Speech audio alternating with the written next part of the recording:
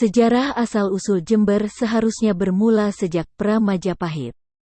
Kondisi topografi Jember masa lalu sebagian besar merupakan daerah dataran rendah yang subur dan berair. Kemungkinan berupa belantara berawa sehingga memunculkan istilah muras yang memiliki konotasi genangan berlumpur. Tak pelak banyak desa dan dusun yang namanya berkaitan dengan air atau curah seperti Curah Nangka, Curah Lele, Curah Kates, Curah Meluwo dan Rawa, Rowo seperti Rawa Tamtu, Rawa Tengah, Rawa Tengu, dan lainnya. Jember sendiri bisa berarti becek. Pada masa kerajaan Singhasari abad 13, wilayah yang kini disebut Jember merupakan bagian dari Lamajang, Lumajang, dan Tigang Juru. Hutannya lebat dan berawa-rawa sehingga berfungsi sebagai buffer zone dan benteng alam dengan kerajaan di Bali. Selain sebagai tempat berburu, wilayah ini sering dikunjungi kaum bangsawan untuk berbagai kegiatan ritual. Pada masa Majapahit Jember mengemuka sebagai tempat tirtayatra, ziarah Hayam Wuruk tahun 1359 meter.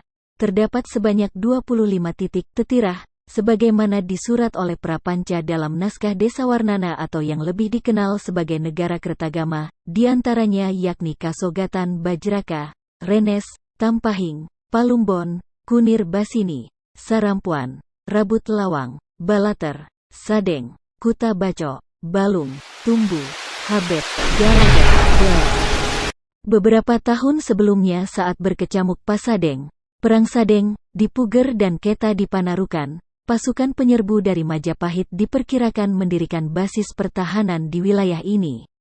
Pada Perang Paregrek, 1401–1406 meter, kawasan Jember juga menjadi medan laga dan area pergerakan pasukan.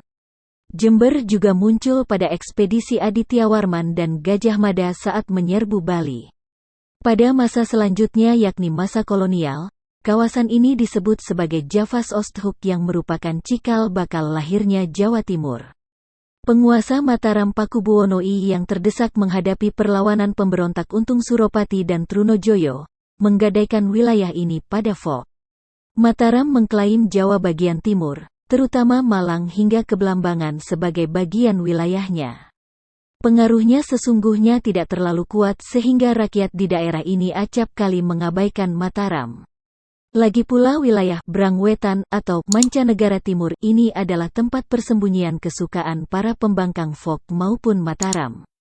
Pada masa Perang Puputan Bayu, tahun 1771 sampai tahun 1774, daerah Puger, Kedawung dan Nusa Barong di Jember menjadi basis pertahanan melawan Fok. Ketika di Belanda golongan liberal dengan open door policy-nya berkuasa, Jember dirubah menjadi lahan perkebunan, afdeling, untuk komoditi tembakau, lalu kopi, kakao, dan karet selama berpuluh-puluh tahun. Jejak masa perkebunan tembakau ini kental mewarnai hasanah sejarah Jember hingga sekarang. Melalui Statblad No. 322 tentang Bestuurshervorming, desentralisasi Regenskapen Oost-Java, yang mulai berlaku tanggal 1 Januari tahun 1929, pemerintah kolonial Belanda menetapkan wilayah ini menjadi Regencap setingkat kabupaten. Lagi-lagi, fenomena catut dokumen pemerintah kolonial berulang.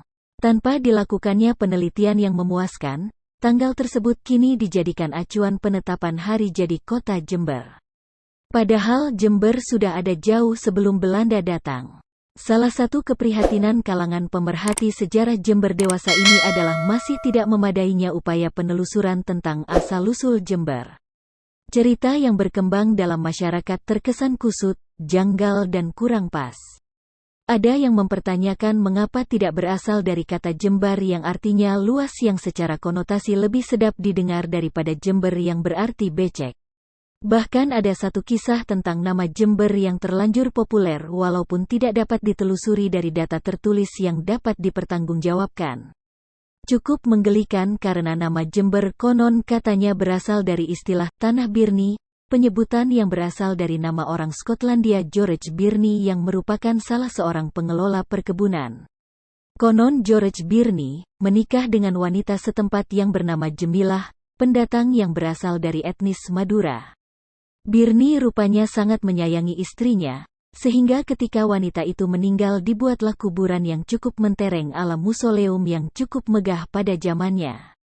Model kuburan tidak menggunakan model tradisi cungkup dengan dua nisan, layaknya kuburan Islam setempat, tapi meniru bentuk kuburan bergaya Eropa dengan inskripsi huruf Latin dengan menyebutkan nama dan tahun yang dikebumikan di situ.